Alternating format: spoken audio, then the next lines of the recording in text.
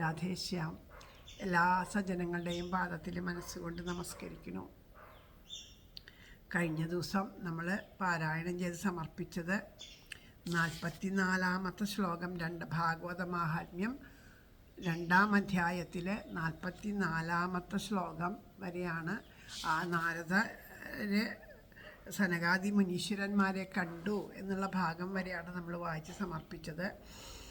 നമ്മളിവിടെ വായിച്ചുകൊണ്ടിരിക്കുന്നത് മൂലം ഭാഗവതത്തോടൊപ്പം തന്നെ ലളിതമായിട്ട് അക്കിത്തമച്യുതൻ നമ്പൂതിരി എഴുതിയിട്ടുള്ള ഭാഗവത വിവർത്തനം, മലയാള വിവർത്തനമാണ്. എങ്ങനെയാണോ ദേവി ഭാഗവതം സുബ്രഹ്മണ്യൻ തിരുമുമ്പ് മലയാളത്തിലേക്ക് വിവർത്തനം ചെയ്തത്, അതുപോലെ തന്നെയുള്ളൊരു വിവർത്തനം, ലളിതമായിട്ടുള്ള വിവർത്തനമാണ്. അപ്പോൾ അത് വേണ്ടതുപോലെ എല്ലാവരുടെ ഉള്ളിലും ആ ഭാഗവതത്തിൻ്റെ ഓരോ ശ്ലോകങ്ങളുടെയും അർത്ഥം, ഇനി നമ്മൾ സപ്താഹമൊക്കെ കേൾക്കാൻ പോകുമ്പോൾ ഭാഗവത ഗ്രന്ഥം വച്ചിരിക്കുമ്പോൾ വരികളുടെയൊക്കെ അർത്ഥം ഉള്ളിലേക്ക് എത്താനായിട്ട് ഇത് പ്രയോജനപ്പെടട്ടെ എന്ന് പ്രാർത്ഥിക്കുന്നു. എല്ലാവരുടെയും ഉള്ളിൽ ആത്മാവായിട്ടിരുന്ന് ഭഗവാൻ സന്തോഷിക്കണേ എന്ന് പ്രാർത്ഥിക്കുന്നു. ഇവിടെ ഓരോ വാക്കുകളും അക്ഷരപുഷ്പാഞ്ജലിയായിട്ട്, പ്രേമപുഷ്പാഞ്ജലിയായിട്ട് ശ്രീ ഗുരുവായൂരപ്പൻ്റെ പാദത്തിലും കേൾക്കാനിരിക്കുന്ന ആ ഭക്തവൃന്ദങ്ങളുടെ പാദത്തിലും സമർപ്പിക്കുകയാണ്. ഭഗവാൻ എല്ലാവരുടെയും ഉള്ളിലിരുന്ന് സന്തോഷിക്കണേ എന്ന് പ്രാർത്ഥിച്ചുകൊണ്ട് സമർപ്പിക്കുകയാണ്. എല്ലാവർക്കും ആ ശ്രദ്ധയും ആ ഭക്തിയും ആ രതിയും, ഈ കഥ കേൾക്കാനുള്ള രതിയും എല്ലാവരുടെ ഉള്ളിലുണ്ടാവട്ടെ എന്ന് പ്രാർത്ഥിക്കുന്നു.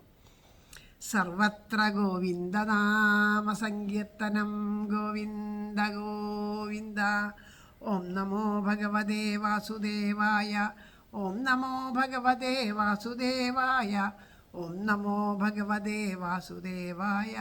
ഓം ശ്രീകൃഷ്ണ പരമാത്മനേ നമഃ. നാരദൻ പറഞ്ഞ കാര്യങ്ങളാണ് ഇനി 45-ാമത്തെ ശ്ലോകം, ഭാഗവത മാഹാത്മ്യം, അധ്യായം 2, ശ്ലോകം 45. ഇദാനിം നാരദ ഉവാച ഇദാനിം ഭൂരി ഭാഗ്യേന ഭവദ്ഭിः സംഗമസ്ഥിതാ കുമാരാ വദതാം ശീഘ്രം കൃപാം കൃത്വാ മമോപരി.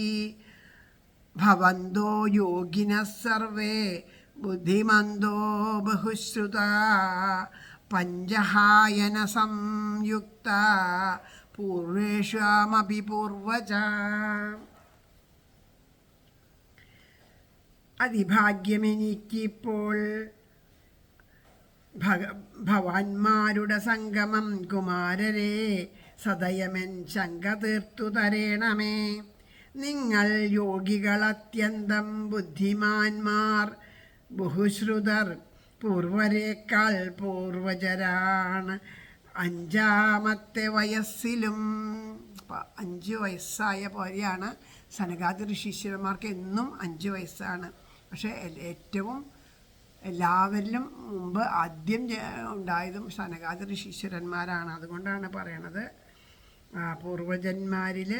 പൂർവരേക്കാൾ പൂർവജന്മാരാണ് എന്ന് പറയണത്.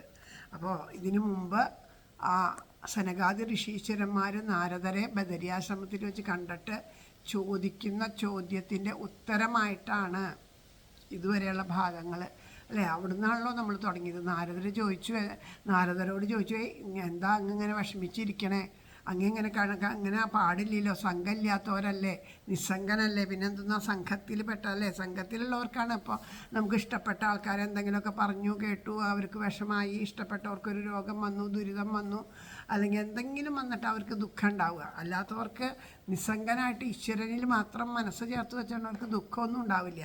അപ്പോൾ ദുഃഖം നമ്മളെപ്പോലെയുള്ളവർക്കേ ഉണ്ടാവുള്ളൂ. കാരണം നമ്മളൊന്നും അത്രയ്ക്കൊന്നും എത്തിയിട്ടില്ല, നമ്മൾ എവിടെയും എത്തിയിട്ടില്ല. അപ്പം അങ്ങനെയുള്ളവർക്ക് നമുക്ക് ബന്ധങ്ങളുണ്ടാവും, അത് ബന്ധനങ്ങളായിരിക്കും. അതിൽ വാക്കുകളും പ്രവൃത്തികളൊക്കെ നമുക്ക് ദുഃഖം ഉണ്ടാക്കി തീരും. പക്ഷേ നാരദ മഹർഷിക്ക് അങ്ങനെ വയ്യല്ലോ. അപ്പോൾ അതുകൊണ്ട് ചോദിച്ചപ്പോഴാണ് ഇത്രയും കഥകൾ പറയണേ. അത് കഴിഞ്ഞിട്ട് ഇതാ പറയണു, ഞാൻ ഇങ്ങനെ സങ്കടപ്പെട്ടിരിക്കുന്ന സമയത്താണല്ലോ ചോദിച്ചത്. അപ്പോൾ പറയാണ്, ഇതൊക്കെയാണ് എൻ്റെ ദുഃഖത്തിൻ്റെ കാര്യങ്ങൾ, ഇതൊക്കെയാണ്. അതുകൊണ്ട് ഇനി നിങ്ങളുടെ കാരുണ്യം ഉണ്ടായിട്ട് ഇതിന് മറുപടി പറഞ്ഞു തരണം. എന്ന് പറയുകയാണ്. അപ്പോൾ അത് നിങ്ങളെ ഞാൻ ചോദിക്കുന്ന ചോദ്യത്തിന് വേഗം അതിനൊരു പരിഹാരം എനിക്ക് പറഞ്ഞു തരണം. യോഗികളും ബുദ്ധിമാന്മാരുമായിട്ടുള്ള അവിടെ നിങ്ങളെപ്പോഴും 5 വയസ്സാണ് കാണുന്നവർക്കൊക്കെ 5 വയസ്സ്, എപ്പോഴും 5 വയസ്സിലധികം ഇല്ല. മാർക്കണ്ഡേയന് 16 വയസ്സ് എന്ന് പറഞ്ഞ പോലെ സനകാദി ഋഷീശ്വരന്മാർക്ക് എപ്പോഴും 5 വയസ്സാണ്.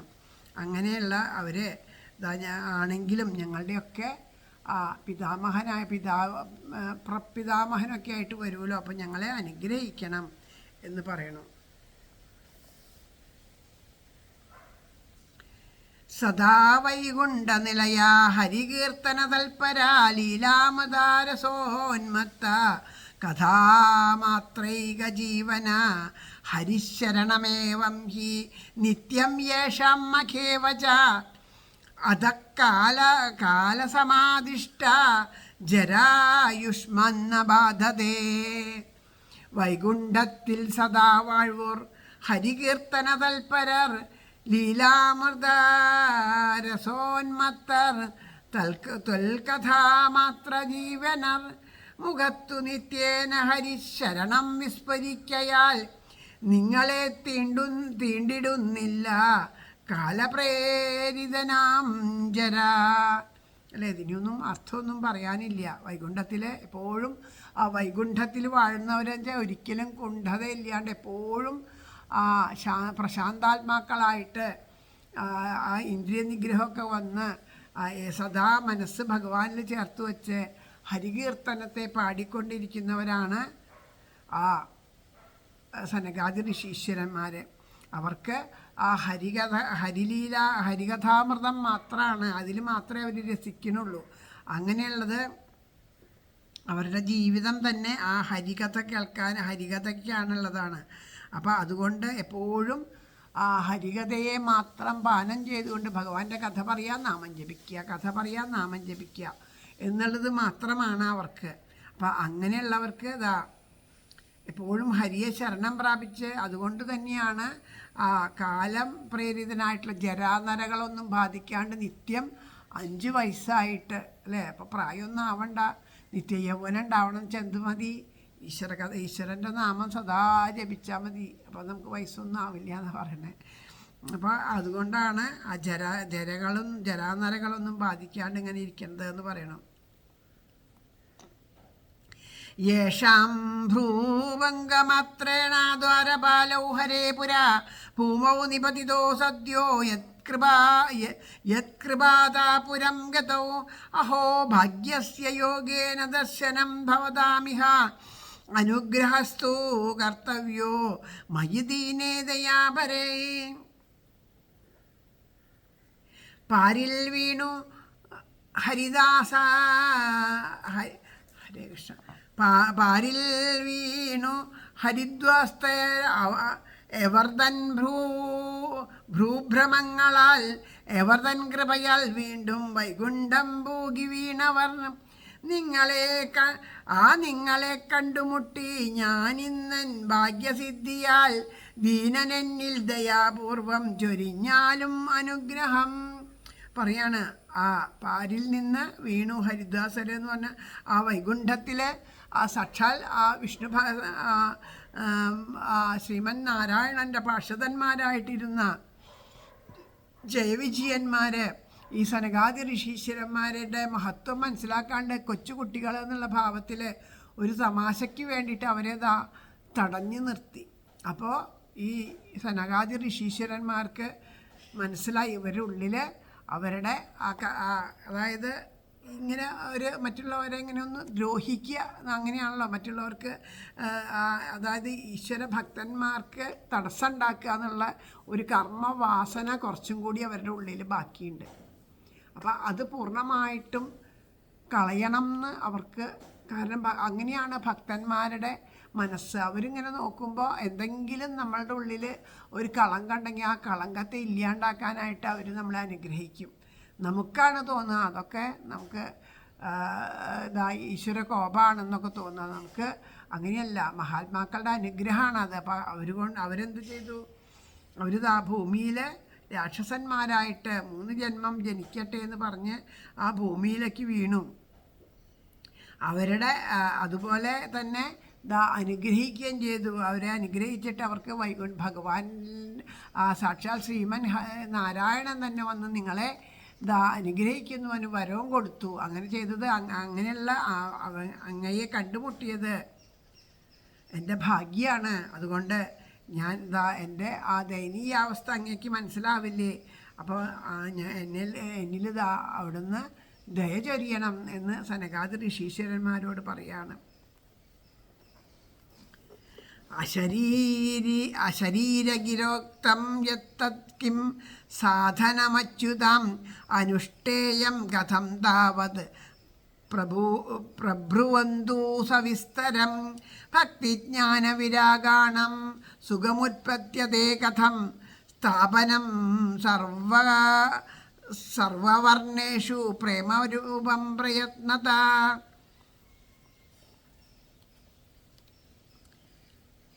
അശരീരോക്തി നിർദ്ദിഷ്ട എന്തെന്നു ചൊല്ലുവിൻ, സവിസ്തരം പറവിൻ അതനുഷ്ഠിക്കേണ്ട രീതിയും എമ്മട്ടിൽ സുഖമാർജിക്കും ഭക്തിജ്ഞാന വിരക്തികൾ എല്ലാ വർണ്ണത്തിലും അവയ്ക്കുണ്ടാമെങ്ങനെ സുസ്ഥിതി. അപ്പോൾ പറയണു എങ്ങനെയാണ് എന്നുണ്ടെങ്കിൽ എങ്ങനെയാണ് അനുഗ്രഹിക്കേണ്ടത്, എന്നെ അനുഗ്രഹിക്കണം എന്ന് പറഞ്ഞില്ല. എങ്ങനെ എന്നെ അനുഗ്രഹിക്കണം എന്ന് വെച്ചിട്ടുണ്ടെങ്കിൽ ആ ശരീരി വാക്ക് കേട്ടിട്ടുണ്ടായിരുന്നു. മഹാത്മാക്കൾ പറഞ്ഞ സൽക്കർമ്മം അനുഷ്ഠിച്ചാൽ മതി, എന്നാൽ ആ ഭക്തിജ്ഞാന വൈരാഗ്യങ്ങളെ പുഷ്ടിപ്പെടുത്താൻ സാധിക്കുന്ന ആ സൽക്കർമ്മം എന്താണെന്ന് അവിടുന്ന് പറഞ്ഞു തരണം. അതെങ്ങനെയാണ് അനുഷ്ഠിക്കേണ്ടത് എന്ന് പറഞ്ഞു തരണം. അത് ഏത് വിധത്തിലാണ് അവർക്ക് സുഖം ലഭിക്കുക എന്നൊക്കെയുള്ള കാര്യങ്ങൾ പറഞ്ഞു തരണം എന്ന് പറയണം.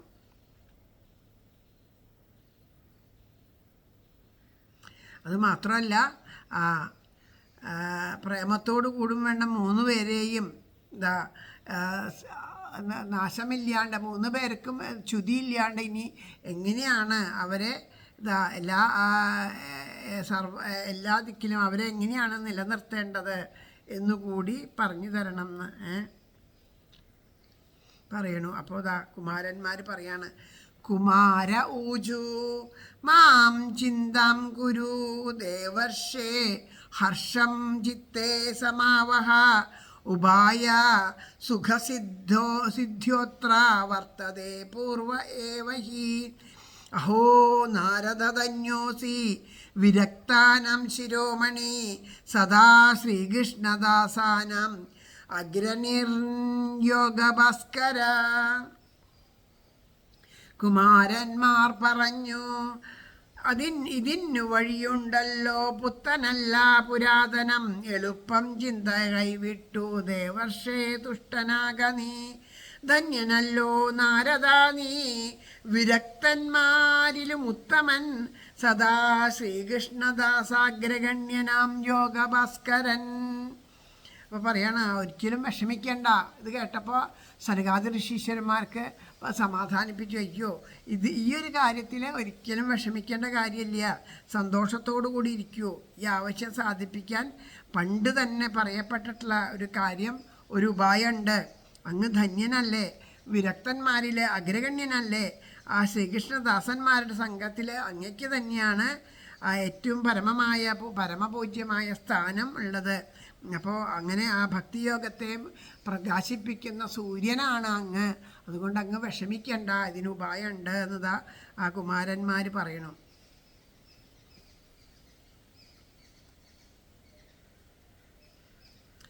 ത്വയി ചിത്രം ന മന്തവ്യം ഭക്ത്യർത്ഥം അനുവർത്തിനി ഘടതേ കൃഷ്ണദാസസ്യ ഭക്തേ സ്ഥാപനതാ സദാ. ആശ്ചര്യമില്ല ഭക്തിക്കായി ഭവാൻ ക്ലേശിച്ചിടുന്നതിൽ, കൃഷ്ണദാസനു യുക്തം താൻ ഭക്തി സംസ്ഥാപനം സദാ. അപ്പോൾ പറയണു, അങ്ങ് ഇത്രയ്ക്കൊക്കെ കഷ്ടപ്പെട്ടിട്ട് ഈ ഭൂമി മുഴുവനും ചുറ്റി അലഞ്ഞുകൊണ്ട് ഇനി ഈ ഭക്തിയെ പുഷ്ടിപ്പെടുത്താൻ എന്താണ് ചെയ്യേണ്ടത് എന്നങ്ങ് ഇത്രയും ക്ലേശിച്ചുല്ലോ. എനിക്കതിലൊട്ടും ആശ്ചര്യമില്ല. സനകാദി ഞങ്ങൾക്ക് അതിൽ ആശ്ചര്യമില്ല എന്ന് പറയാണ് കുമാരന്മാർ പറയാണ്. കാരണം എന്താ, കൃഷ്ണദാസൻ, അങ്ങ് കൃഷ്ണദാസനാണ്. ആ ഭഗവത് ഭക്തദാസന് എന്താ, ഭക്തദാസന്മാർക്ക് ഒരേ ഒരു വിചാരമേ ഉള്ളൂ, എല്ലാവർക്കും ഭക്തി ഉണ്ടാവണം, എല്ലാവർക്കും ആ കൃഷ്ണാനുഭവം ഉണ്ടാവണം.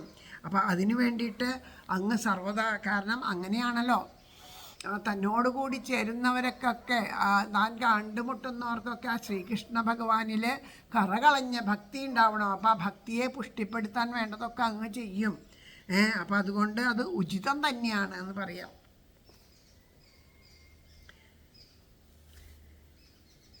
ഋഷിഭിർബഹവോ ലോകേ പന്ഥാന പ്രകടീകൃത ശ്രമസാധ്യശ്ച തേ സർവേ സ്വർഗഫലപ്രദ. ഋഷിമാർ പല പാന്താവും തുറന്നിട്ടുണ്ടതൊക്കെയും ശ്രമസാധ്യങ്ങൾ അവയാൽ പൂകിടാം സ്വർഗമത്ര താൻ.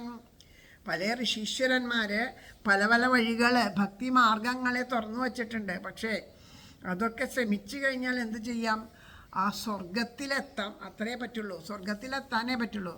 സ്വർഗത്തിലെത്തുക എന്ന് പറഞ്ഞാൽ എങ്ങനെയാണ്? സ്വർഗം എന്ന് പറഞ്ഞാൽ സ്വർഗത്തിലെത്തണമെന്ന് നമ്മൾ പറഞ്ഞാൽ, നമ്മൾ എന്താ പറയുക, നമ്മുടെ കയ്യിൽ ധാരാളം പൈസയൊക്കെ ഉണ്ടാവുന്ന സമയത്ത് നമ്മൾ ആ പൈസയൊക്കെ കൊണ്ടുപോയിട്ട് സുഖഭോഗങ്ങളൊക്കെ അനുഭവിക്കാൻ വേണ്ടിയിട്ട് സമ്പാദിച്ച പൈസ മുഴുവൻ കൊണ്ടുപോയി ഒരു വലിയ 5 സ്റ്റാർ ഹോട്ടലിലൊക്കെ ചെന്ന് അവിടെ ചെന്ന് നമുക്ക് ഇഷ്ടമുള്ളതൊക്കെ കുടിച്ചും കഴിച്ചും കണ്ടും അനുഭവിച്ചും ഒക്കെ അവിടെ കഴിയും. കയ്യിലുള്ള പൈസ തീർന്നാലോ വീണ്ടും തിരിച്ചു പോരണം അല്ലേ? പിന്നെ ആദ്യം പൈസ ഉണ്ടാക്കിയാലേ അവിടെ ചെല്ലാൻ പറ്റുള്ളൂ.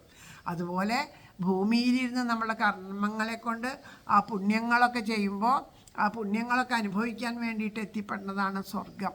നമ്മൾ ചെയ്യുന്ന കർമ്മങ്ങളിൽ ചുതി ഉണ്ടായിട്ട് ആ പാപകർമ്മങ്ങളാണ് ചെയ്യണതെങ്കിൽ അത് നരകാദികളിൽ ചെന്നിട്ട് അത് അനുഭവിക്കേണ്ടി വരുന്നു. ഇതൊന്നും ശാശ്വതമല്ല. സ്വർഗമായാലും നരകായാലും ശാശ്വതമല്ല. പിന്നെയും നമ്മൾ ആ കർമ്മം ഒടുങ്ങിയിടുമ്പോൾ അല്ലെ വീണ്ടും പതിച്ചിടുന്നു ദേഹാമൊരേട എന്താണ് നമ്മുടെ പൂന്താനമുത്തശ്ശൻ പറഞ്ഞില്ലേ, ആ ഭൂമിയിൽ തന്നെ വീഴുന്നു പിന്നെയും എന്ന് പറയണില്ല. ഭുജിച്ചിടുന്ന കർമ്മമൊടുങ്ങുമ്പോൾ പതിച്ചിടുന്നു ദേഹം, പിന്നെ വീണ്ടും ഭൂമിയിൽ വന്ന് പതിക്കുകയാണ് ചെയ്യണത് എന്ന് പറയണു. ആ കർമ്മങ്ങൾക്ക് സ്വർഗത്തിങ്കലിരുന്ന് സ്തുതിക്കണം.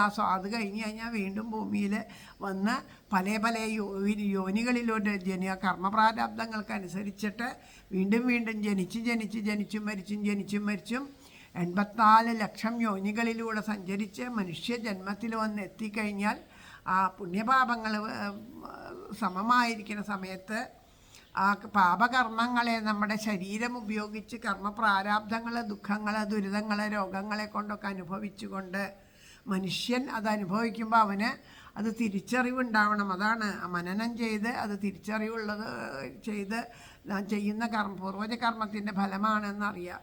അതുപോലെ ആ പുണ്യകർമ്മങ്ങൾ കൊണ്ട് ആ നേടിയ പുണ്യത്തിനെ കൊണ്ട് സൽക്കഥകളും കർമ്മങ്ങളൊക്കെ ഈശ്വര കഥകളൊക്കെ കേട്ട് പുണ്യങ്ങൾ ഇപ്പോൾ ഏതോ ജന്മത്തിൽ ചെയ്ത പുണ്യം കൊണ്ടാണ് നമുക്ക് ഭാഗവതം ഇതുപോലെ ഒന്ന് പറയാൻ കിട്ടിയത്. ഇതുകൊണ്ട് ഭാഗവതത്തെ ആശ്രയിച്ചുകൊണ്ട് ഉള്ളിൽ എന്തുണ്ടാക്കണം? ഭക്തിയെ വർദ്ധിപ്പിക്കണം. അതാ വേണ്ടത്. എന്നിട്ട് പുണ്യത്തിനെയും ഇല്ലാണ്ടാക്കണം, പാപത്തിനെയും ഇല്ലാണ്ടാക്കണം. പുണ്യപാപങ്ങളൊക്കെ ഒടുങ്ങണ സമയത്ത് ജീവൻ മുക്തനായിട്ട് എവിടെ നിന്നാണോ നമ്മൾ പുറപ്പെട്ടത് അവിടെ തന്നെ ആ ഭഗവാനിൽ തന്നെ അലിയാൻ ഇടവരുന്നു. പിന്നെ ജനന മരണങ്ങളിലില്ല. അങ്ങനെയാണ് ജീവൻ മുക്തനാവുക. അല്ലെങ്കിൽ ജനിച്ചും മരിച്ചും പിന്നെയും നമ്മളിവിടെ കർമ്മങ്ങൾ ചെയ്യണു. ആ കർമ്മങ്ങൾ ഞാൻ ചെയ്യണു എന്ന് പറയുമ്പോൾ അതിലെ പാപങ്ങളും പുണ്യങ്ങളും വീണ്ടും വന്ന് അടിഞ്ഞു കൂടണു. അതനുസരിച്ചിട്ട് വീണ്ടും പല പല യോനികളിലൂടെ ജനിക്കേണ്ടി വരുന്നു. ഇതൊക്കെയാണ്. അപ്പോൾ അതൊന്നും ഇല്ലാണ്ടാവണമെങ്കിൽ എന്താ?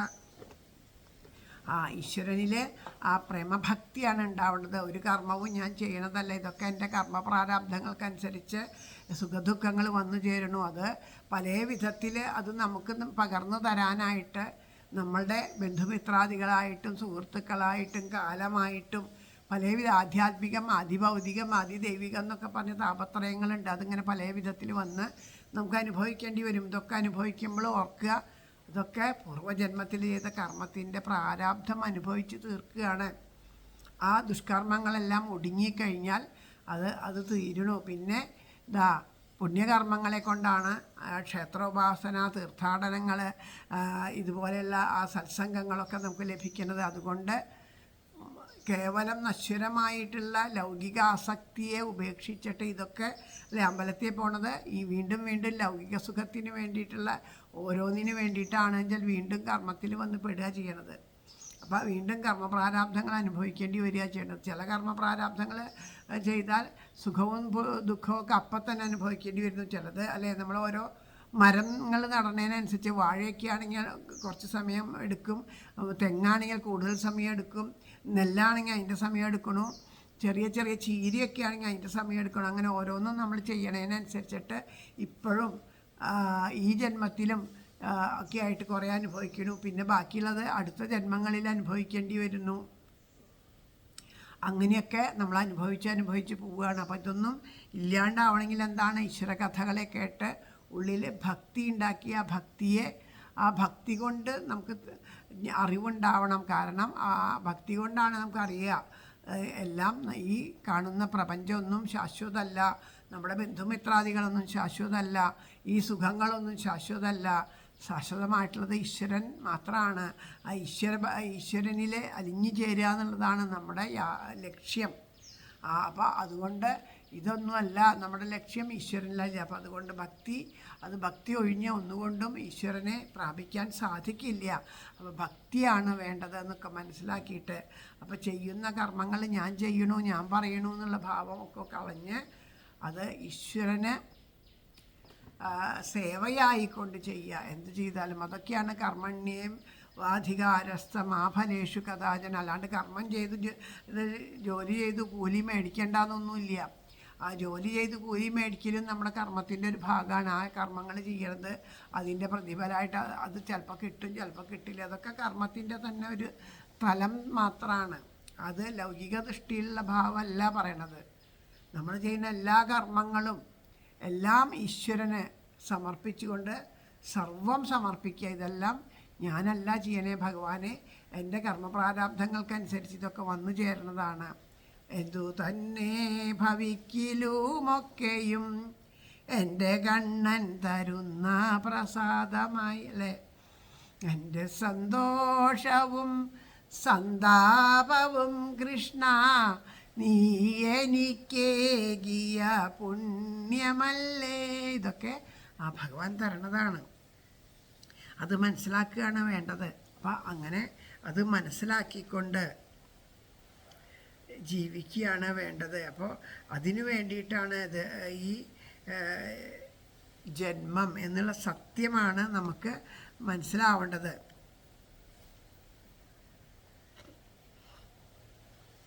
അപ്പോൾ വൈകുണ്ഠം ഹരേ കൃഷ്ണ ഏത് ശ്ലോക വായിച്ചെന്നുള്ളതൊന്ന് വിട്ടുപോയി മനസ്സിൽ നിന്ന് കേട്ടോ. അതായത് പറയണു അങ്ങ് ആ ഭഗവാന്റെ ആ ഭക്തനല്ലേ. അപ്പം അങ്ങ് ആ ഭക്തിയെ ഓരോരുത്തരുടെ ഉള്ളിലും ഉറപ്പിക്കുക. ഭക്തി കൊണ്ടാണെന്നില്ല, ആ ഭക്തിക്ക് വേണ്ടിയിട്ട് അങ്ങ് ഇത്രയ്ക്കധികം കഷ്ടപ്പെടുന്നതിൽ അതിൽ അത്ഭുതമൊന്നുമില്ല എന്ന് പറയാണ്. ആശ്ചര്യമില്ല ഭക്തിക്കായി ഭവാൻ ക്ലേശിച്ചിടുന്നതിൽ കൃഷ്ണദാസന്നുയുക്തൻ താൻ ഭക്തി സംസ്ഥാപനം സദാ. 55-ാമത്തെ ശ്ലോകം.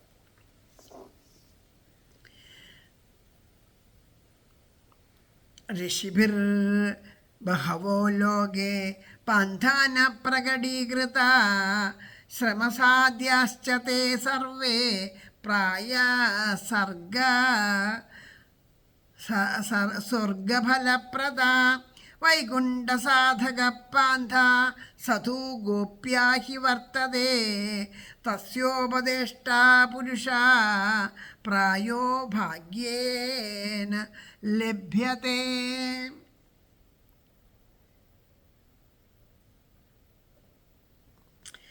ഋഷിമാർ പല പാന്താവും തുറന്നിട്ടുണ്ടതൊക്കെയും. അതാണ് നമ്മൾ നേരത്തെ വായിച്ചത് അല്ലേ. ശ്രമസാധ്യങ്ങളവയാൽ പൂകീടം സ്വർഗമത്ര താൻ. അതിൻ്റെ അർത്ഥമാണ് നമ്മൾ പറഞ്ഞത്. പിന്നെ അതിനടുത്ത ശ്ലോകമാണ്. വൈകുണ്ഠ സാധക പാന്ഥ സതു ഗോപ്യാഹി വർത്തതേ തസ്യോപദേഷ്ട പുരുഷ പ്രായോ ഭാഗ്യേന ലഭ്യതേ. വൈകുണ്ഠം പോകുന്ന മാർഗം വർത്തിച്ചിടുന്നു ഗൂഢമായി തന്മാർഗദർശിയെ പോകും കേവലം ഭാഗ്യശാലികൾ. അപ്പോൾ പറയണു ആ അനേകം മാർഗങ്ങളുണ്ടെങ്കിലും ആ വൈകുണ്ഠമാകുന്ന സ്ഥാനത്തെ നൽകണത് ഏതൊന്നാണോ അത് ഗോപ്യമായിട്ട് തന്നെ ഇരിക്കുകയാണ്. അപ്പോൾ ആ മാർഗത്തെ ഉപദേശിക്കുന്ന പുരുഷനെ ഭാഗ്യം കൊണ്ടാണ് ലഭിക്കുള്ളൂ എന്നുള്ളത് പറയണു.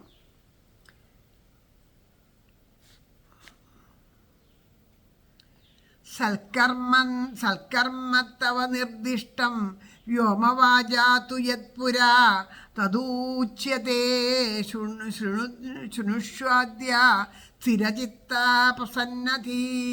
ആകാശവാണി നിർദ്ദിഷ്ട സൽക്കർമ്മം പറയാമിനി പ്രസന്നനായി കേട്ടാലും അതു നീ സ്ഥിരചിത്തനായി.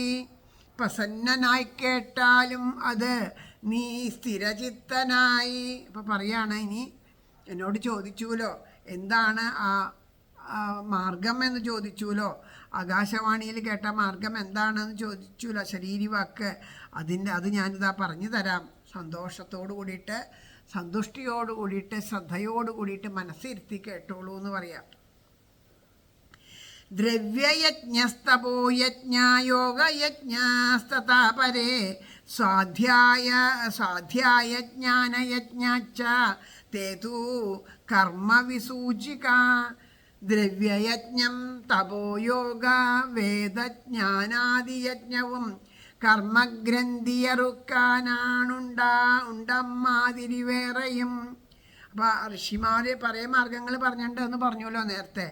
അത് ആ ബഹുമാർഗങ്ങളാണ് ഈ പറയണത്. ദ്രവ്യങ്ങളെ കൊണ്ട് ചെയ്യുന്ന അഗ്നിഹോത്രാദികളായിട്ടുള്ള മാർഗങ്ങൾ, പിന്നെ അതുപോലെ അങ്ങനെ ആ ചിത്തവൃത്ത നിരോധത്താൽ സാധിക്കേണ്ടതായിട്ടുള്ള യോഗങ്ങളെ പോലെ അതായതൊക്കെ ഒരു യോഗയജ്ഞങ്ങളുണ്ടല്ലോ, അങ്ങനെയുള്ള യജ്ഞങ്ങൾ, ധ്യാനം, സമാധി മുതലായ കാര്യങ്ങളൊക്കെ ഉണ്ട്. അപ്പോൾ ഇതൊക്കെ ആ മാർഗങ്ങൾ ഋഷിമാർ പറഞ്ഞിട്ടുണ്ട്. ഇവരൊക്കെ ആ കർമ്മബഹുലങ്ങളാകയാൽ അത് സാധിക്കാൻ വളരെ അതായതൊക്കെ അത് ചെയ്യണം അല്ലേ. നമ്മളത് കർമ്മം എന്നുവെച്ചാൽ തപസ്സനുഷ്ഠിക്കണം, ഹോമാദി പൂജകളൊക്കെ ചെയ്യണം, അങ്ങനെയുള്ള കാര്യങ്ങളൊക്കെ ധാരാളം. അത് ചെയ്യാൻ വെച്ചാൽ വെറുതെ ചെയ്താൽ പോരാ. ശുദ്ധിയോട് കൂടിയിട്ട്, വൃത്തിയോട് കൂടിയിട്ട്, മനഃശുദ്ധിയോടും ദ്രവ്യശുദ്ധിയോടും സ്ഥലശുദ്ധിയോടും എല്ലാം കൂടിയിട്ട് ചെയ്യണം. അങ്ങനെയാണെങ്കിൽ അങ്ങനെ ചെയ്താൽ മാത്രമേ അതിനൊക്കെ ഫലം കിട്ടുള്ളൂ. അത് കുറച്ച് കഷ്ടപ്പാടുളവാക്കുന്നവയാണ് എന്ന് പറയാം. സൽക്കർമ്മസൂചകോ നൂനം ജ്ഞാനയജ്ഞസ്മൃതോ ബുധൈ ശ്രീമദ്ഭാഗവതാലാപ സതു ഗീതാശുഗാദിഭി.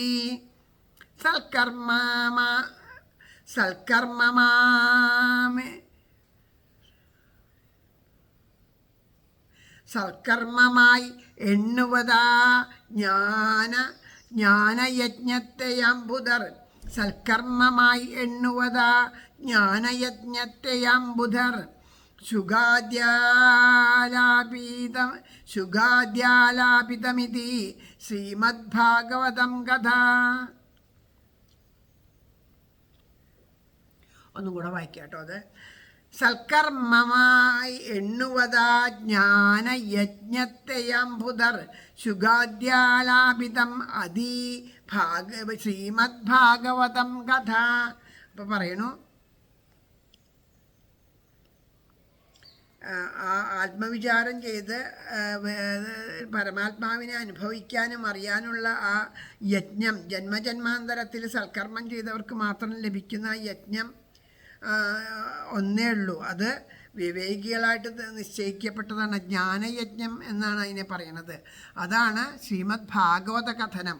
അപ്പോൾ ഭാഗവതം ആ ശ്രീശുകാദികൾ ഗാനം ചെയ്തതാണ്. ആ ശ്രീമദ് ഭാഗവതമാണ് അത്യുത്തമമായിട്ടുള്ളത് എന്നതായി ഇവിടെ പറയണം. ഭക്തിജ്ഞാനവിരാഗാണം തദ്ഘോഷേണ ബലം മഹത് വ്രജിഷ്യതി ദ്വയോ കഷ്ടം സുഖം ഭക്തിർഭവിഷ്യതി.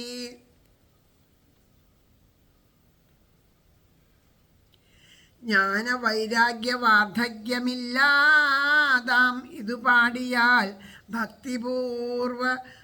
ഭക്തിക്കപൂർവ സുഖവും സിദ്ധിക്കും ഇതു പാടിയാൽ. ജ്ഞാനവൈരാഗ്യങ്ങൾക്ക് സമ്പുഷ്ടി ഉണ്ടാവും, വാർദ്ധക്യം ഉണ്ടാവില്ല എന്ന് പറഞ്ഞാൽ സമ്പുഷ്ടി ഉണ്ടാവും. ഭാഗവതത്തിലൂടെ അറിവുണ്ടാവണു. വൈരാഗ്യം എന്ന് വെച്ചാൽ നമുക്ക് വിരക്തി ഉണ്ടാവണു. നമ്മൾ ലൗകിക ദൃഷ്ടിയിൽ പറയുന്ന വൈരാഗ്യമല്ല, ഇതാണ് സുഖം എന്ന് വിചാരിച്ച് ലൗകികമായ പലതിലും സുഖം കണ്ടെത്തി അതിനോട് കൂടിയിട്ട് നമ്മൾ രമിക്കുന്നു. ഇതൊന്നും അല്ല സുഖം തരുന്നത്. യഥാർത്ഥമായിട്ട് നമുക്ക് ആനന്ദമാണ് ഏറ്റവും. സുഖം ആണെങ്കിൽ ദുഃഖം ഉണ്ടാവും, സന്തോഷമാണെങ്കിൽ സന്താപം ഉണ്ടാവും. ഇതൊന്നും അല്ലാണ്ട് എപ്പോഴും അനുഭവമായിരിക്കുന്ന ആനന്ദമാണ് വേണ്ടത്. ആ ആനന്ദത്തെ പ്രദാനം ചെയ്യുന്നതാണ് ഈ ഭാഗവതം. അപ്പം ഈ ഭാഗവതം പാടുകയാണെന്നുണ്ടെങ്കിൽ ആ ജ്ഞാനവൈരാഗ്യങ്ങൾക്ക് എപ്പോഴും യുവത്വം തന്നെയായിരിക്കും. ഭക്തിയും ഭക്തിജ്ഞാന വൈരാഗ്യങ്ങളൊക്കെ ഒരുപോലെ അവർക്കെല്ലാവർക്കും ഒരുപോലെ പുഷ്ടി ഉണ്ടാകും എന്ന് പറയാം.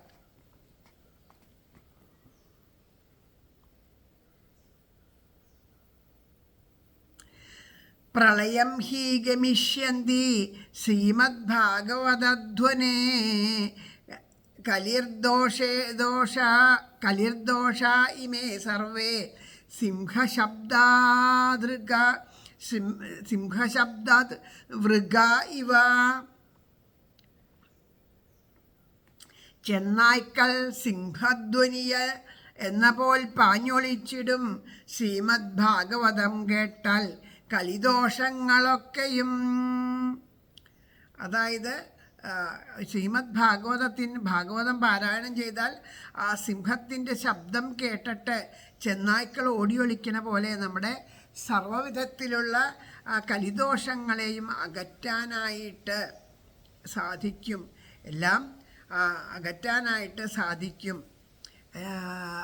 കലികാല ദോഷങ്ങളൊക്കെ നമ്മളിൽ നിന്ന് അകന്നു കഴിഞ്ഞാൽ അപ്പോഴാണ് നമുക്ക് ആ പരമമായ ശുദ്ധി ഉണ്ടാവുക. അപ്പോൾ ആ ശുദ്ധിയോട് കൂടിയിട്ട് നാമം ജപിക്കുമ്പോൾ ആ നാമജപത്താൽ അങ്ങനെയാണ് കലോ കേശവ കീർത്തനം എന്ന് പറയുന്നത്. നമ്മുടെ അജ്ഞാനമെല്ലാം നീങ്ങി നമുക്ക് ആ കലിദോഷങ്ങളൊക്കെ നീങ്ങി നമ്മുടെ ഉള്ള് പരിശുദ്ധമാകുമ്പോൾ ആ ഉള്ളിൽ ആ സച്ചിദാനന്ദം അനുഭവമാകുമ്പോൾ ആ പരമമായ പ്രേമഭക്തിയോട് കൂടിയിട്ട് നാമജപത്തെ സ്വീകരിക്കുമ്പോൾ ആ നാമജപം കൊണ്ട് ജീവൻ മുക്തനായിട്ട് തീരണു.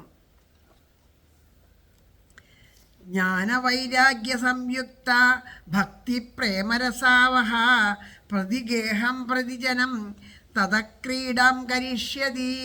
ജ്ഞാനവൈരാഗ്യയോഗത്താൽ ഭക്തി രാഗാർദ്രകുല്യയായി വീട് തോറും വ്യക്തി തോറും ഉതിർക്കും ദിവ്യനർത്തനം.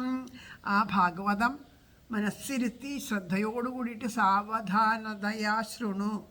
ശ്രദ്ധയോടുകൂടി മനസ്സിരുത്തി കേട്ട് ആ പ്രേമഭാവത്തോടു കൂടിയിട്ട് ഈശ്വരൻ്റെ കഥ ആണ് കേൾക്കേണ്ടത്, ഭഗവാന്റെ കഥകളാണ് കേൾക്കുന്നത്. ഇത് കേൾക്കാനായിട്ട് ഭാഗ്യം സിദ്ധിച്ചുല്ലോ. എത്രയോ ജന്മജന്മാന്തരങ്ങളെ കൊണ്ടുണ്ടാക്കിയ സുഹൃതം കൊണ്ടാണ് ഇത് കേൾക്കാൻ വന്നത്. അതിൻ്റെ ആ പുണ്യം നമുക്ക് ആലോചിച്ചാലൊന്നും അറിയില്ല. ഇത് വെറുതെ നിസ്സാരമായിട്ട് കളയാവുന്നതല്ല ജീവിതത്തിൽ. അപ്പോൾ അതൊക്കെ മനസ്സിലാക്കി നമ്മളതിനെ കേൾക്കുമ്പോൾ ആ ഭക്തി നമ്മളുടെ ഉള്ളിൽ നിറയുകയാണ് ചെയ്യണത്. അപ്പോൾ ഓരോ വീട് തോറും വ്യക്തി തോറും എന്ന് പറഞ്ഞാൽ എല്ലായിടത്തും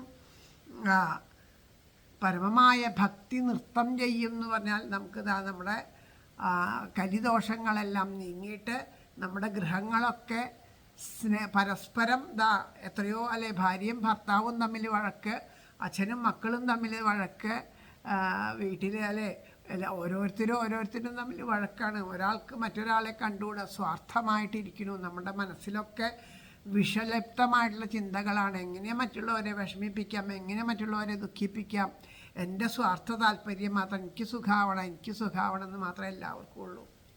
വിട്ടുവീഴ്ച മനോഭാവമോ ഒന്നും ആർക്കും ഇല്ല. എല്ലാവരും അങ്ങനെ നടക്കണം. അപ്പോൾ അങ്ങനെ നടക്കുമ്പോൾ ഏറ്റവും കൂടുതൽ ഗൃഹങ്ങളിലാണ് ഇന്ന് ആ ദോഷങ്ങൾ വരണത് അല്ലേ. ഓരോന്നും കലിക്കിരിക്കാൻ കൊടുത്ത ഇടങ്ങളിൽ പലതും നമ്മളുടെ ഗൃഹത്തിൽ സ്ഥാനം പിടിച്ചിട്ടുണ്ട്. അതിലേറ്റവും പ്രധാനപ്പെട്ടത് സ്വർണവും മദ്യമാണ്. ഇപ്പം ഇത് രണ്ടും ഇല്ലാത്ത ഗൃഹങ്ങളില്ല. സ്വർണം എന്ന് പറഞ്ഞാൽ അനാവശ്യമായിട്ട് നമ്മൾ നേടുന്ന ധനം, അനധികൃതമായിട്ട് നേടുന്ന ധനം ചീട്ട് കളിച്ചിട്ടോ ഇതുപോലെ എന്താ പറയുക പൈസ പണം കൊടുത്ത് അങ്ങനെ എങ്ങനെയെന്നൊക്കെ പറഞ്ഞിട്ടൊക്കെ ഓരോ രീതിയിലൊക്കെ പണം നേടുമല്ലോ. അധ്വാനിക്കാണ്ട് മറ്റുള്ളവരുടെ പണത്തെ കൊണ്ടുവന്ന് വെച്ച് അതുകൊണ്ട് പണം സമ്പാദിക്കുക എന്നൊക്കെയുള്ള രീതിയിലുണ്ടല്ലോ. പിന്നെ ചൂതുകളിയുണ്ട്, മദ്യപാനമുണ്ട്, സ്ത്രീ സേവയുണ്ട്, ഇതുപോലെയുള്ള കാര്യങ്ങളൊക്കെ ഇപ്പോൾ നിറഞ്ഞിരിക്കുകയാണ് ഓരോ ഗൃഹങ്ങളിലും. ഒരാൾക്കും ഒരാളെയും വിശ്വാസമില്ല, ഭാര്യയ്ക്കും ഭർത്താവിനും തമ്മിൽ വിശ്വാസമില്ല, അച്ഛനും മക്കൾക്കും അമ്മയ്ക്കും മക്കൾക്കും തമ്മിൽ വിശ്വാസമില്ല. എല്ലാവരെയും ശത്രുഭാവത്തിലാണ് കാണുന്നത്. നമ്മൾ നന്മയോട് കൂടിയിട്ട് പ്രവർത്തിച്ചാലും ആ നന്മ കാണാണ്ട് എല്ലാത്തിലും തിന്മ മാത്രം കാണുകയാണ്. എന്തൊക്കെയാണോ നമുക്ക് വന്നു ചേർന്ന നന്മ അതിനെ നോക്കാണ്ട് എല്ലാവരും ദക്ഷരൂപികളായിട്ട് മാറി. ദക്ഷൻ എങ്ങനെയാണ്, ആരൊക്കെയാണ് ഈ സഭയിൽ വന്നിട്ട് എന്നെ ആദരിച്ച് എഴുന്നേറ്റ് നിൽക്കാത്തവർ എന്നാണ് നോക്കിയത് അല്ലേ. അങ്ങനെയാണ് ആ ശിവനിന്ദ ഉണ്ടായത്. ദക്ഷൻ്റെ പോലെയായി ഇപ്പം നമ്മളൊക്കെ. നമ്മുടെ ജീവിതത്തിലേക്ക് എത്ര തന്നെ നന്മ വന്നു ചേർന്നാലും അതിലെ തിന്മയെ തിരഞ്ഞ് കണ്ടുപിടിച്ച് അതുകൊണ്ട് അത് മാത്രം ബാക്കിയൊക്കെ വന്ന നന്മയെ ഉപേക്ഷിച്ചിട്ട് നമുക്ക് കിട്ടിയതൊന്നും തൃപ്തി വരാതെ കിട്ടാത്തതിനായി കൈനീട്ടാതെ കർമ്മം ചെയ്യുക നമ്മുടെ ലക്ഷ്യം, കർമ്മഫലം തരും ഈശ്വരനല്ലോ. ആരാണ് അങ്ങനെ? അതാണ് നമ്മുടെ ലക്ഷ്യം. പക്ഷെ നമ്മളിപ്പോൾ അങ്ങനെയാണോ അപഗ്രഹത്തിൽ അല്ലേ? മനസ്സിന് സ്വസ്ഥതയുണ്ടോ? മനസ്സിന് സുഖമുണ്ടോ? എവിടെയെങ്കിലും സന്തോഷമുണ്ടോ? എല്ലാം ഒരുവിധം അഭിനയമാണ്, പൊള്ളയായിട്ടുള്ള അഭിനയങ്ങൾ. ഇപ്പം നമ്മളോടൊരാൾ സ്നേഹം അഭിനയിക്കുന്നവരെയും പ്രകടിപ്പിക്കുന്നവരൊക്കെ ആവുമ്പോൾ അതാണ് നമ്മൾ വിശ്വസിക്കണേ. ആത്മാർത്ഥമായിട്ടുള്ള സ്നേഹത്തിനൊന്നും നമുക്കിപ്പോൾ വിശ്വാസം ഇല്ലാണ്ടായി. സത്യത്തിനും ആത്മാർത്ഥതയ്ക്കൊന്നും വിലയില്ലാണ്ടായി. പൊള്ളയായ കാര്യങ്ങളിൽ സത്യമാണെന്ന് വിചാരിച്ച് അതിൽ കുടുങ്ങിയിട്ട് അപകടങ്ങൾ വരുത്തി വയ്ക്കുക ചെയ്യണത്. അപ്പോൾ ഇതാ പറയണു ഭാഗവതം എന്താ തരണേ? നമ്മുടെ ഓരോ ഗൃഹത്തിലും ആ ഭക്തി നൃത്തം വയ്ക്കുമെന്ന് വെച്ചാൽ നമ്മൾ കലഹമൊന്നും ഇല്ലാണ്ട് പരസ്പരം സ്നേഹത്തോടു കൂടിയിട്ട് സന്തോഷത്തോടു കൂടിയിട്ട് ഇരിക്കാനായിട്ട് നമുക്ക് സാധിക്കും. ഒരു ഗൃഹത്തിൽ ഒരാൾ അതിൽ ആ ഭാഗവതത്തിൽ ഭഗവാനിൽ രതിയുണ്ടായി ആ ഭാഗവതത്തിനെ ആ ഭഗവാന്റെ പ്രത്യക്ഷ രൂപമായിട്ട് കണ്ടിട്ട് ആ ഭാഗവതത്തെ ഗാനം ചെയ്യാനായിട്ട് തുടങ്ങിയാൽ അവിടെ ആ ഭക്തി വരും എന്ന് പറയണു.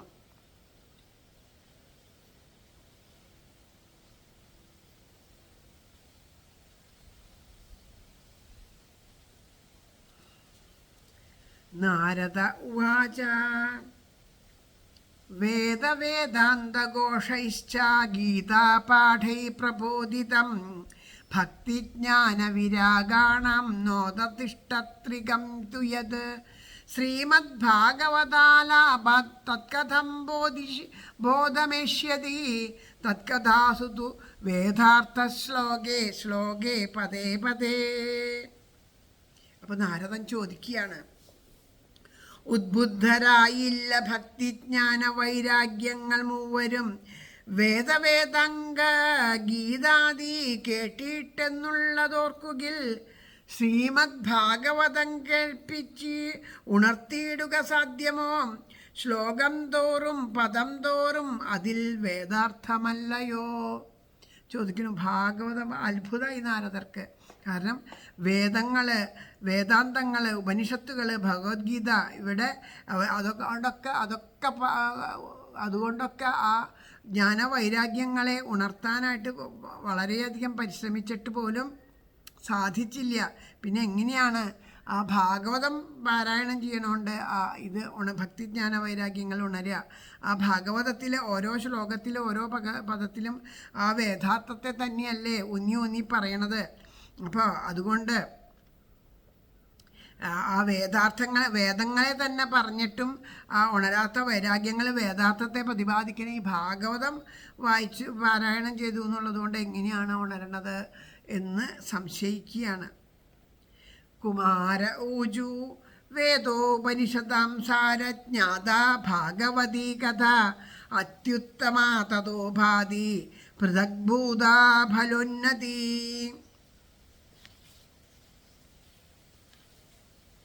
ഹരേ കൃഷ്ണ. ഒരു ശ്ലോകം അതിൻ്റെ ഇടയിൽ വിട്ടു കേട്ടോ, അതും കൂടെ വായിച്ചിട്ടാവാം. നാരദരുടെ, അതായത് 66-ാമത്തെ ശ്ലോകം. ചിന്തന്തു സംശയം ഹേന്യം ഭവന്തോ മോഹദർശനം വിളംബോ നത്ര കർത്തവ്യ ശരണാഗതവത്സല. സത്യം കണ്ടറിയുന്നോരെ ശങ്ക തീർത്തു തരേണമേ, ശരണാർത്ഥി പ്രേമികളെ വൈകിക്കരുതു ലേശവും. അപ്പോൾ പറയണു, അവരോട് പറയണേ, അങ്ങ് സത്യം അറിയണവരല്ലേ, എൻ്റെ സംശയം തീർത്തു തരൂ. അതുകൊണ്ട് അത് ഒട്ടും വൈകരുത് എന്ന് പറയണു. കരുണയുള്ള അവർ അങ്ങ് എൻ്റെ സംശയം തീർത്തു തരണം, അങ്ങയുടെ കാരുണ്യം കൊണ്ട് ഒട്ടും വൈകാണ്ട് തന്നെ പെട്ടെന്ന് തന്നെ എനിക്കിതിനുള്ള ഉത്തരം തരുമെന്ന് പറഞ്ഞു. അപ്പോഴാണ് കുമാരന്മാർ പറയണത്. കുമാര ഊജു വേദോപനിഷതം സാരജ്ഞാത ഭാഗവതീ കഥ അത്യുത്തമാ തതോ ഭാതി പൃഥഗ്ഭൂതാ ഫലോന്നതി. കുമാരന്മാർ പറഞ്ഞു, വേദവേദാന്തോൽഗളിതം താനാം ഭാഗവതം കഥ.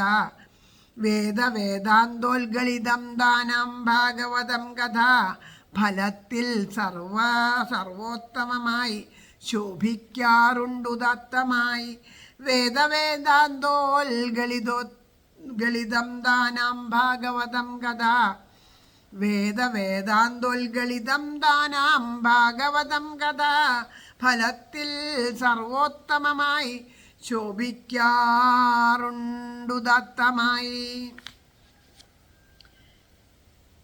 അപ്പം കുമാരന്മാർ പറയാണ്, ഭഗവാന്റെ സംശയം ചോദിച്ചപ്പോൾ പറയുന്നത് ഭാഗവതം എന്നുവെച്ചാൽ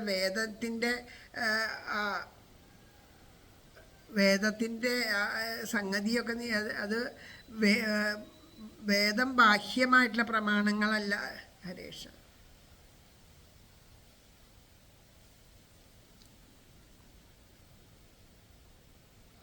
അതായത് ശ്രീമദ് ഭാഗവതം വേദവേദാന്തങ്ങളൊന്നും വായിച്ചിട്ട് ആ ഭക്തി ജ്ഞാന വൈരാഗ്യങ്ങൾ ഉണർന്നില്ല എന്ന് പറയണു.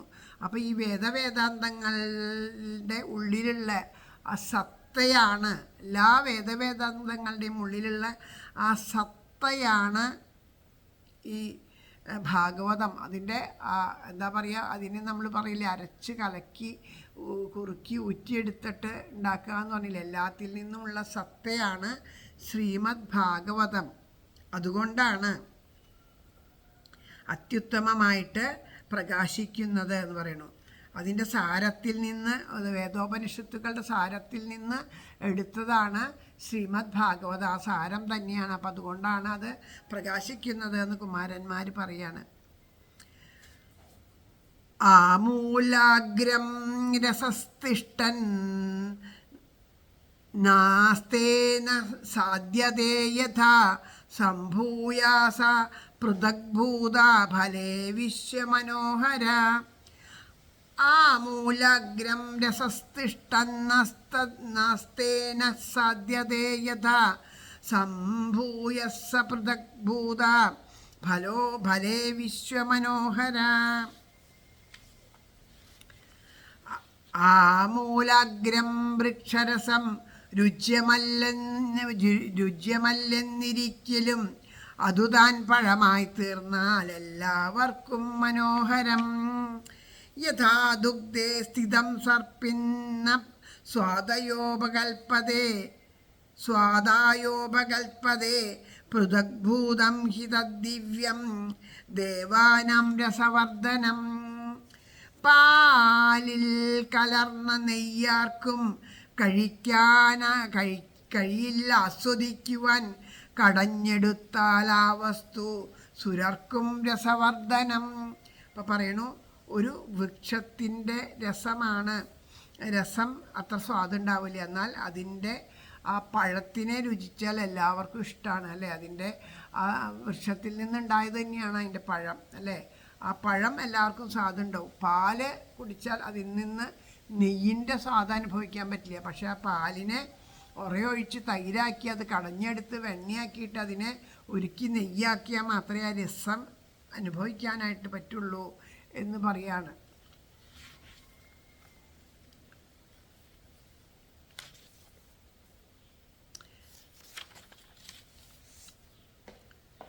ഇക്ഷൂണമാദിമധ്യാന്തം ശർക്കര വ്യാപ്യ തിഷ്ഠതി പൃഥഗ്ഭൂതാചസാം ഇഷ്ട തഥാ ഭാഗവതി കഥ.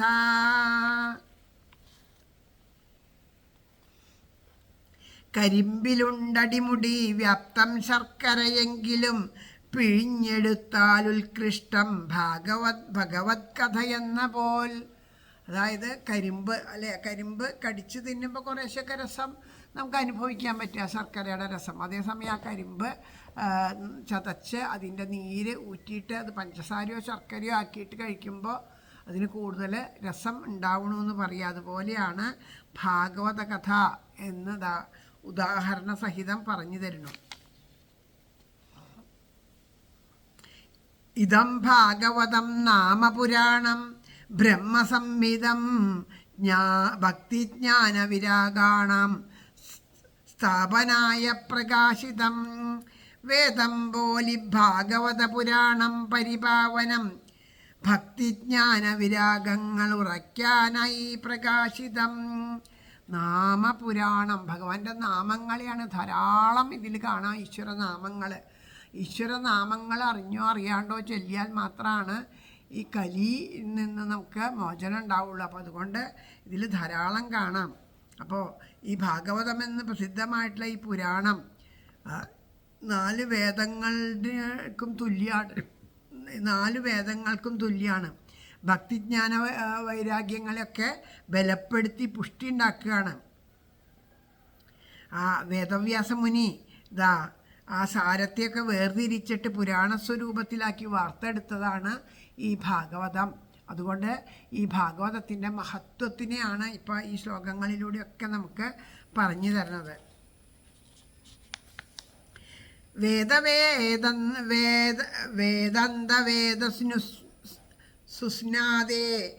വേദന്തവേദസുസ്നാദേ ഗീതയാ അഭികർത്തരി പരിതാപവതി വ്യാസേ മുഹ്യതജ്ഞാനസാഗരേ. തഥാ ത്വയാ പുരാ പ്രോക്തം ചതുശ്ലോകസമന്വിതം തദീയശ്രവണാസദ്യോ നിർബാധോ ബാദരായണ. തത്ര തേ വിസ്മയക്കേന യതപ്രശ്നകരോ ഭവാൻ ശ്രീമദ്ഭാഗവതം ശ്രാവ്യം ശോകദുഃഖവിനാശനം.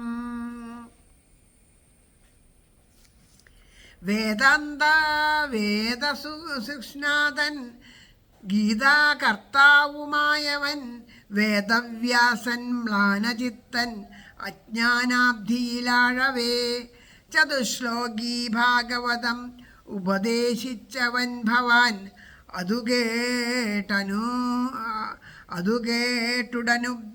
ഉടൻ ഉദ്ബുദ്ധനായല്ലോ ബാദരായണൻ. ഇതിലെന്താശ്ചര്യമുള്ളൂ ശങ്കിക്കാനെന്തു കാരണം? ശ്രീമദ് ഭാഗവതം കേട്ടാൽ തീരുന്നു സർവദുഃഖവും. പറയാണ് എല്ലാ വേദങ്ങളെ വിന്യസിച്ചിട്ട് 4 വേദങ്ങളാക്കി പുരാണങ്ങളെയൊക്കെ നിർമ്മിച്ചു. എല്ലാം കഴിഞ്ഞിട്ടും ആ ചെയ്തതിന് തൃപ്തിയായില്ല, എന്തോ ഒരു പോരായ്മയുണ്ട്. എന്താണ് ഇനി അത് പൂർണ്ണമായിട്ട് ആ ജനങ്ങൾക്ക്, കലികാലത്തുള്ള ജനങ്ങൾക്ക് പ്രയോജനപ്പെടുത്താൻ പാകത്തിനായിട്ടില്ല, എൻ്റെ ഒരു ഗ്രന്ഥവും പരിപൂർണമായില്ല ചെയ്ത പ്രവൃത്തിന്ന് ഒരു വിഷമം വേദവ്യാസൻ്റെ ഉള്ളിൽ. സംതൃപ്തി, നമ്മളൊരു കാര്യം ചെയ്താൽ സംതൃപ്തി ഉണ്ടാവില്ല, ആ സംതൃപ്തി വരുന്നില്ല. ചെയ്തത് പൂർണ്ണമായി, കുറച്ചും കൂടി വെടുപ്പായില്ല, വേണ്ടതുപോലെ ആയില്ല എന്നുള്ള ഒരു സംതൃപ്തി അല്ലേ. നമ്മളിപ്പോൾ അമ്മമാരൊക്കെ ആകുമ്പോൾ ചിലപ്പോൾ പറയാം, അവരോട് പറഞ്ഞാൽ അറിയാം, ഇതൊക്കെ വേണ്ടതുപോലെ എല്ലാ ചേരുവകളും ചേർത്തിട്ട് ഒരു സ്വാദില്ല, എന്തോ ഒരു കുറവ് എന്ന് തോന്നുന്നുണ്ടല്ലോ. അപ്പോൾ അത് എന്താണ് എന്ന് ചിന്തിച്ചിരിക്കുന്ന സമയത്ത് അവിടുന്ന് തന്നെയല്ലേ നാരദരെ അദ്ദേഹത്തിന് ഭാഗവതം ഉപദേശിച്ചു കൊടുത്തത്. അത് കേട്ടിട്ട് ഉത്ബുദ്ധനായിട്ടല്ലേ ആ വേദവ്യാസ മഹർഷി ഭാഗവതം രചിച്ചത്. ആ കലികാലത്ത് വരുന്ന ജനങ്ങൾക്ക് വേണ്ടിയിട്ട്. അപ്പോൾ അതുകൊണ്ട് പിന്നെ എന്തിനാണ് അത്ര ആശ്ചര്യപ്പെടാനും സംശയിക്കാനും കാരണം? ശ്രീമദ് ഭാഗവതം കേട്ടാൽ എല്ലാ സർവദുഃഖ നിവാരണമാണ് ശ്രീമദ് ഭാഗവതം. അതുകൊണ്ട് ഇത് തന്നെയാണ് അത്യുത്തമം എന്ന് പറയുകയാണ്. നാരദ ഉവാച യദ്ദർശനം ച വിനിഹന്ത്യ ശുഭാനി സദ്യ ശ്രേയസ്തനോതി ഭവദുഃഖദവാർദ്ധിതാനം നിശേഷശേഷമുഖഗീതകഥൈകപാന പ്രേമപ്രകാശകൃതയേ ശരണം ഗതോസ്മി. സംസാരവന്നി പരിപീഡായ ശേഷമാരെ കാണുമ്പോഴേക്കും ശുഭമായി വരുമാ ഭവാന്മാർ നിശേഷശേഷ മുഖഗീത കഥാ നിമഗ്നർ ആ ഭക്തിയാം അമുതൊഴുക്കുക ഞാൻ നമിപ്പൻ. ഇതെല്ലാം കേട്ട് സന്തുഷ്ടനായിട്ടുള്ള നാരദ മഹർഷി സനകാദി ഋഷീശ്വരന്മാരെ നമസ്കരിക്കുകയാണ്. ആ ഭാഗവത മഹിമ പറഞ്ഞു തന്നൂലോ, അത് പ്രകാശിച്ചപ്പോൾ സന്തുഷ്ടനായിട്ട് പറയണം. ആരെ കാണുമ്പോഴാണോ സംസാര ദുഃഖങ്ങളായിട്ടുള്ള ആ കാട്ടുതീയിൽ പെട്ട് തളരുന്ന ജനങ്ങളുടെ അശുഭങ്ങളൊക്കെ നീങ്ങിയിട്ട് അവർക്ക് പരമമംഗളത്തെ ആരെ കാണുമ്പോഴാണ്? ഇതുപോലെയുള്ള മഹാത്മാക്കളെ കാണുമ്പോഴാണ് അല്ലേ ദുഃഖത്തിന് പരിഹാരമൊക്കെ നൽകിയിട്ട് ആ സംസാര ദുഃഖത്തിന് പരിഹാരം നൽകുന്നതായിട്ടുള്ള ഇതുപോലെയുള്ള ആൾക്കാരെ കാണുമ്പോഴാണ്, അവർക്ക് പരമമംഗളത്തെ നൽകുന്നവരെ കാണുകയാണെന്ന് വെച്ചാൽ അവരാണ് ഏറ്റവും ശ്രേഷ്ഠരായിട്ടുള്ളവർ. അങ്ങനെ അവരുടെ മുഖങ്ങളിൽ നിന്ന് കഥാമൃതം പാനം ചെയ്തിട്ട് മഹാനുഭവാന്മാരായിട്ടുള്ള നിങ്ങളുടെ ഉള്ളിൽ നിന്ന് എപ്പോഴും ഈശ്വര കഥകളും ഈശ്വരനാമങ്ങളാണ് സദാ വന്നുകൊണ്ടിരിക്കുന്നത്. അങ്ങനെയുള്ള നിങ്ങളെ ഞാനിതാ ശരണം പ്രാപിക്കുന്നു. പരമപ്രേമ ലക്ഷണയായിട്ടുള്ള ഭക്തിയുടെ സ്വരൂപത്തെ നന്നായി പ്രകാശിപ്പിക്കാനായിട്ട് അനുഗ്രഹിക്കണേ എന്നതാ പ്രാർത്ഥിക്കുന്നു. ഭാഗ്യോദയേന ബഹുജന്മസമാർജിതേന സത്സംഗമേവ ലഭതേ പുരുഷായ ദാവൈ അജ്ഞാനഹേതുകൃതമോഹമഹന്ധകാര നാശം വിധായ ഹി തദോദയതേ വിവേക. ഭാഗ്യോദയേന ബഹുജന്മസമാർജിതേന സത്സംഗമേവ ലഭതേ പുരുഷോ യഥാ വൈ അജ്ഞാനഹേതുകൃതമോഹമഹന്ധകാരനാശം വിധായ ഹി തദോദയതേ വിവേക. മർത്യർക്കു പൂർവകൃത ഭാഗ്യഫലങ്ങളായി സത്സംഗമത്തിനിട വന്നു ഭവിക്കൽ മാത്രം അജ്ഞാനജംബരിയ മോഹമകന്നിടുന്നു പെട്ടെന്നു ദിപ്പു ഹൃദയത്തിൽ വിവേക സൂര്യൻ. ഇത് ശ്രീ പത്മപുരാണേ ഉത്തരഖണ്ഡേ ശ്രീമദ്ഭാഗവത മാഹാത്മ്യേ കുമാരനാരദ സംവാദേ നാമാദിദ്വിതീയോധ്യായ. ശ്രീ പത്മപുരാണം ഉത്തരാഖണ്ഡം ശ്രീമദ് ഭാഗവത മാഹാത്മ്യത്തിലെ കുമാരനാരദ സംവാദം എന്ന പേരിലുള്ള ഈ 2ാം അധ്യായം ഇവിടെ സമാപിച്ചു. ഇപ്പോൾ പറയാണ് ഭഗവാന്, അതായത് ബഹുജന്മങ്ങളിൽ ആർജിക്കപ്പെട്ടിട്ടുള്ള സമ്പാദിക്കപ്പെട്ട ഭാഗ്യം കൊണ്ട് മാത്രമാണ് സത്സംഗം അനേക പൂർവ്വജന്മങ്ങളിലെ ശ്രദ്ധാപൂർവം അനുഷ്ഠിച്ചിട്ടുള്ള സൽക്കർമ്മങ്ങളുടെ ഫലം കൊണ്ടാണ് ആ ഫലത്തിനുള്ള ഭാഗ്യം എപ്പോഴാണ് കിട്ടണതെന്ന് വിചാരിച്ചാൽ ഇതുപോലെയുള്ള മഹാത്മാക്കൾ വന്നിട്ട് അവരിൽ നിന്ന് സജ്ജന സംസർഗം ലഭിക്കും. അപ്പോഴാണ്. അപ്പോൾ സജ്ജന സംസർഗം ലഭിച്ചാലാണ് നമുക്ക് ആ പൂർവ്വജന്മത്തിലുള്ള ഭാഗ്യം ലഭിച്ചു എന്ന് പറയാം. അപ്പോൾ അവർ പറഞ്ഞു തരുന്ന അവരുടെ വാക്കുകളിലൂടെ നമുക്ക് ആത്മസ്വരൂപത്തെ അറിയാനുള്ള അറിവ് നമുക്ക് ലഭിക്കും. അപ്പോൾ നമ്മുടെ ഉള്ളിലുള്ള അജ്ഞാനം നീങ്ങും. അതുകൊണ്ട് വിവേകം ആകുന്ന ആത്മജ്ഞാനമാകുന്ന സൂര്യൻ നമ്മുടെ ഉള്ളിൽ ഉദിക്കുന്നു. അപ്പോൾ സാധു സംഗമം തന്നെയാണ് സംസാര ദുഃഖങ്ങളെ നിശേഷമായിട്ട് നശിപ്പിക്കാനായിട്ടുള്ള ഒറ്റമൂലി എന്ന് പറഞ്ഞുകൊണ്ടാണ് ആ 2ാമത്തെ അധ്യായം ഇവിടെ സമർപ്പിക്കുന്നത്. ഇനി അടുത്ത ദിവസം നമുക്ക് 3ാമത്തെ അധ്യായം പാരായണം ചെയ്യാം. 2 അധ്യായം ഭഗവാന്റെ കാരുണ്യം കൊണ്ട് സമർപ്പിക്കാനായിട്ട് സാധിച്ചു. ഇനി അടുത്തത് 3ാം അധ്യായം നമുക്ക് പാരായണം ചെയ്യാനായിട്ട് സാധിക്കട്ടെ എന്ന് പ്രാർത്ഥിച്ചുകൊണ്ട് ഇന്നത്തെ ഈ സത്സംഗം ഇവിടെ സമർപ്പിക്കുകയാണ്. എല്ലാം ആ ഗുരുവായൂരപ്പൻ്റെ ആ കൃപാകടാക്ഷം മാത്രമാണ്, വേറെ ഒന്നുമല്ല. ഈശ്വര കൃപ കൊണ്ട് മാത്രമാണ് നമുക്കിതൊക്കെ സാധ്യമായിട്ട് തീരുന്നത്. അപ്പം അതുകൊണ്ട് എല്ലാത്തിനും ആ ഭഗവാന്റെ പാദത്തിൽ നമസ്കരിച്ചുകൊണ്ട് ഇനിയും ഞങ്ങൾക്ക് വേണ്ടതുപോലെ ഉള്ളിലെ പ്രേമഭക്തിയോട് കൂടിയിട്ട് ഇഷ്ടത്തോടു കൂടിയിട്ട് ഈ ഗ്രന്ഥം പാരായണം ചെയ്യാനും കേൾക്കാനും പറയാനൊക്കെ അനുവദിക്കണേ എന്ന് പ്രാർത്ഥിച്ചുകൊണ്ട് ഈ ഒരു സത്സംഗം ശ്രീ ഗുരുവായൂരപ്പൻ്റെയും ഗുരുവായൂരപ്പനെയൊക്കെ ഹൃദയത്തിലേറ്റിക്കൊണ്ടിരിക്കുന്ന നിങ്ങളുടെ ഓരോരുത്തരുടെയും പാദത്തിൽ പ്രേമപുഷ്പാഞ്ജലിയായിട്ട് സമർപ്പിക്കണം. സർവത്ര ഗോവിന്ദനാമ സങ്കീർത്തനം ഗോവിന്ദ ഗോവിന്ദ. ഓം നമോ ഭഗവതേ വാസുദേവായ. ഓം ശ്രീകൃഷ്ണ പരമാത്മനേ നമ. ശ്രീ ഗുരുവായൂരപ്പ ശരണം. മുരളോർലിത്തേവരേ ശരണം. സാധ്യം രാധാ സാധനം രാധാ മന്ത്രോ രാധാ മന്ത്രോ രാധ സർവം രാധാ ജീവനം രാധാ രാധാ രാധാ. ശ്രീരാധായൈ നമ. ശ്രീരാധായൈ നമ.